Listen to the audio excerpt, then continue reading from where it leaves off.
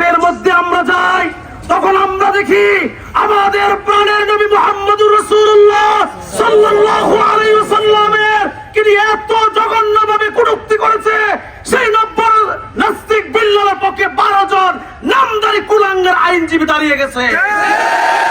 দুঃখের বিষয়, ওদেরকে ফাঁসি দাও। আমাদের নবীর পক্ষে একজন আইনজীবী স্বেচ্ছা দাঁড়াইতে দেখি না।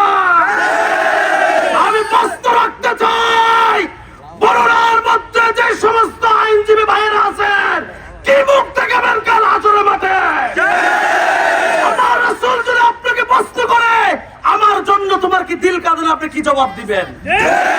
আমি উদাত্ত আহ্বান করবো এবং আশা রাখি, দাবি রাখি, বরুণার অ্যাডভোকেট আইনজীবী ভাইয়েরা আপনারা স্বেচ্ছায় আপনারা নবীর পক্ষে দাঁড়িয়ে যাবেন ইনশাআল্লাহ। আমরা প্রশাসনকে উদাত্ত আহ্বান করবো, আমরা শুরু থেকে শান্ত ছিলাম, শান্ত আছি, আমাদেরকে অশান্ত করবেন না। নবীর ইজ্জতের বিষয়ে আমরা রক্ত দিতে দ্বিধাবোধ করি না। নবীর ইজ্জতের জন্য আমরা জীবনের মায়া ত্যাগ করে ফেলেছি। অথবা আমাদেরকে আপনারা রাজপথে ঘুরে ফিরে আর আনবেন না।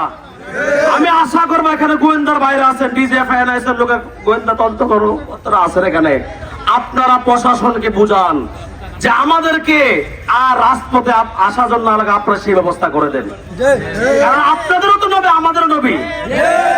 এ কারণে কথা আর বাড়াবো না, দাবি আমাদের একটাই, ন্যূনতম শাস্তি, সাতেমে রাসূলের শাস্তি হচ্ছে কল্লা উড়িয়ে দেওয়া। যেহেতু আমরা দেশের আইনের প্রতি শ্রদ্ধাশীল, আইনের প্রতি আমরা শ্রদ্ধাশীল, এই কারণে আমরা সর্বশেষ বলি ন্যূনতম শাস্তি ফাঁসির, এটা আপনারা ব্যবস্থা করে দেন।